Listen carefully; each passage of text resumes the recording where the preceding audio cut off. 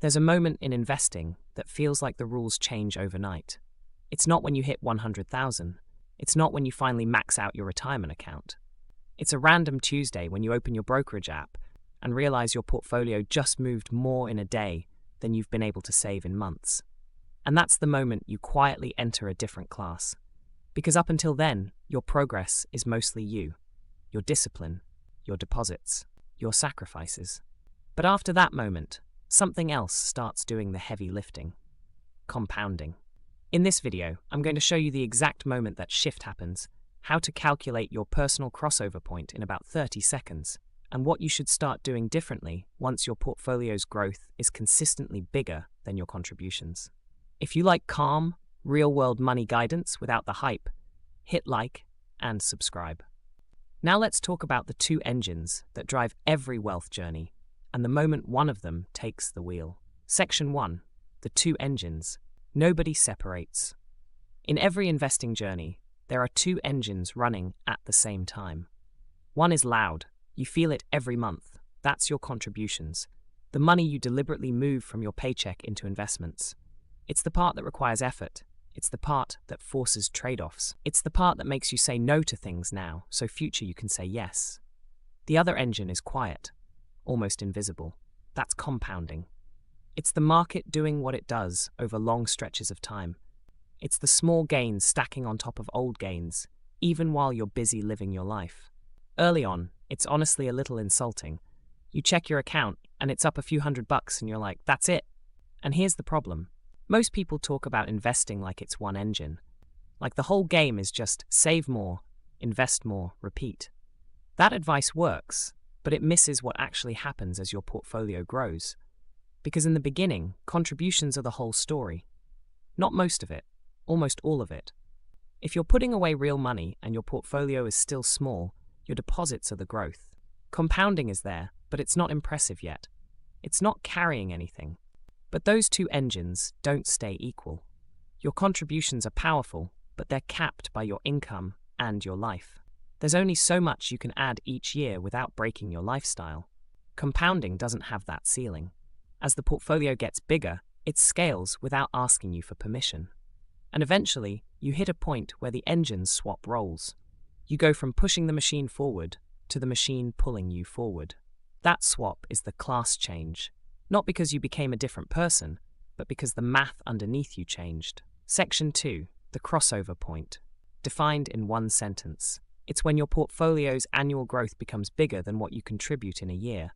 Not a vibe, not a motivational milestone, just math. And the key word is consistently. Because anyone can get a lucky week. One big market run-up can make your account jump and suddenly you feel ahead. That's not the crossover. The crossover is when, over a normal stretch of time, the growth keeps beating what you add, and it usually shows up quietly. You check your account on a random Tuesday, and it's up an amount that would normally take you months to save. Or you look at your year-end statement and realize your gains were larger than your total deposits. That's when it hits you. You didn't stop being important, but your role changed. You're not pushing the whole plan forward anymore. You're building something that can move without you forcing it every single month. Section 3. The simple math that finds your number. Now, let's put a number on it. A quick estimate for your crossover point is this. Take what you contribute in a year and divide it by your expected return. You're asking one question. How big does my portfolio need to be so that a normal year of growth matches what I add manually? Example, if you invest $20,000 a year and you assume 7%, 20,000 divided by 0.07 is about 286,000. Around that range, growth and contributions are doing similar work. Once you're above it, growth starts beating contributions more often than not. But your number won't match anyone else's. If you save more each year, the crossover point moves higher because compounding has to get bigger to catch up. If you save less, it shows up earlier. Same market, same index funds, different savings rate, different crossover moment. And once you know your estimate, you stop guessing.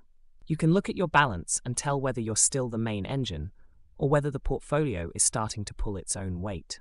Section 4. The weird truth. Halfway isn't halfway. Halfway to $1 million is not halfway in time. Your brain wants investing to move in a straight line. If it takes about 23 years to reach 1 million by investing 20,000 a year at 7%, then 500,000 should feel like you're halfway done. But compounding doesn't work like that. If you stop at 100,000, you're still in the fragile stage. Growth is small compared to what you add, so the portfolio doesn't have enough weight to pull itself forward. Stopping there can push the 1 million finish line out by decades. If you stop at 500,000, the math changes. At 7%, 500,000 can roughly double in a little over 10 years. So even without new contributions, compounding can do most of the remaining work. In this scenario, stopping at 500,000 only delays the 1 million mark by about 3 years compared to contributing the whole way.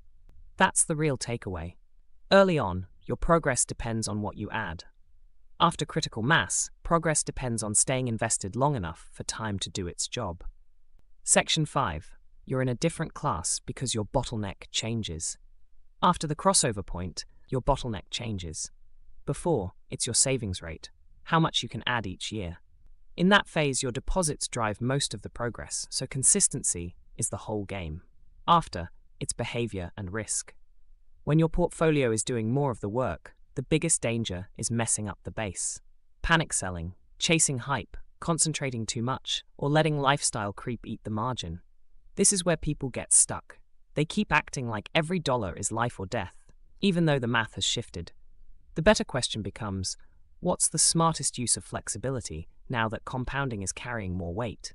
Sometimes you keep contributing for safety. Sometimes you use liquidity to buy time, reduce stress, or invest in skills.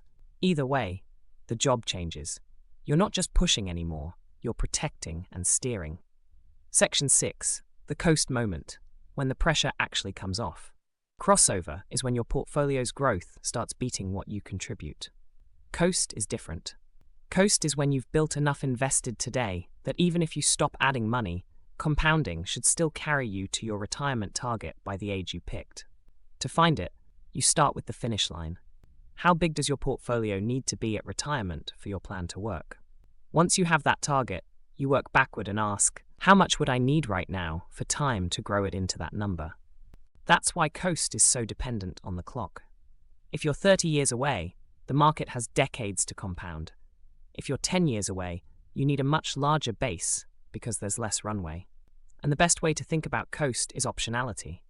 It's not I'm done, it's I'm covered.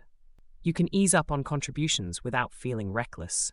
You can take a job with better hours, start building a business, or make a move that improves your life now. Because retirement isn't riding on you being perfect every single year anymore. Section 7. What you do after you cross without ruining it. Once you cross the crossover point, your main job shifts from pushing to protecting. When compounding is doing more of the work, missed contributions matter less than bad decisions.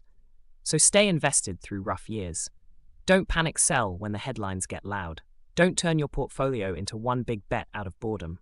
And watch lifestyle creep, because it can quietly absorb the extra margin until you're back to feeling stressed again. Then think about contributions with intent.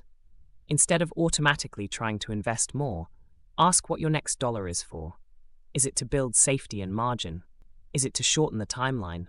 Or is it to create flexibility so you can make a move in your career or business without touching the portfolio? If this is giving you clarity, hit like and subscribe. Now let's tie this together with the one idea that explains why the crossover point really does put you in a different class. Here's the core truth. The crossover point is when your money machine becomes the main engine. Your contributions still help, but they're no longer the thing carrying the whole plan. And that changes your job. Before, you're pushing, saving, contributing, staying consistent. After, you're steering, protecting the base, staying invested, and using new flexibility on purpose instead of sleepwalking through the default script. That's why it puts you in a different class. Not because you're finished, but because the math is finally working with you instead of requiring you to grind forever. If this helped, hit like and subscribe for more calm, practical money guidance. And I want to hear where you're at. Are you chasing 10,000, 100,000, or your crossover number?